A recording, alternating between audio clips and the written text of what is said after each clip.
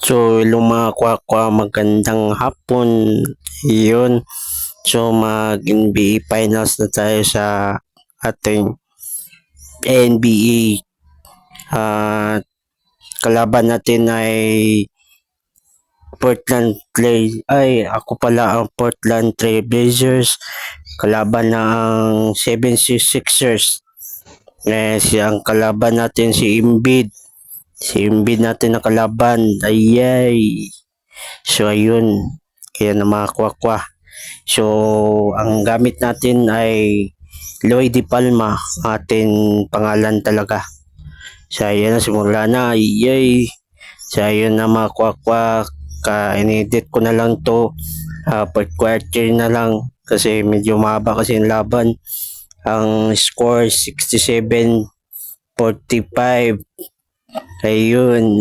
Yay! Pasa kay Lloydy. Pasa kay Lloydy, man. Boss Lloydy.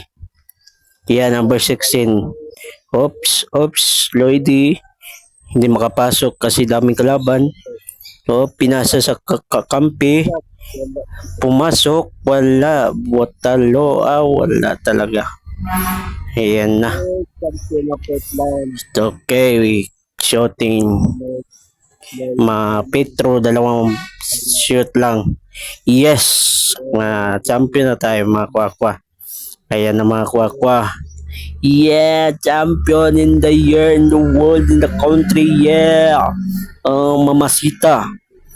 Oh my God. Ang champion kapon ng OKC. So ngayon naman ang champion ay Portland Trail Blazers. Okay? So, ayun. Pumasok pa din, oh. Ayun, wala na. Champion na kami.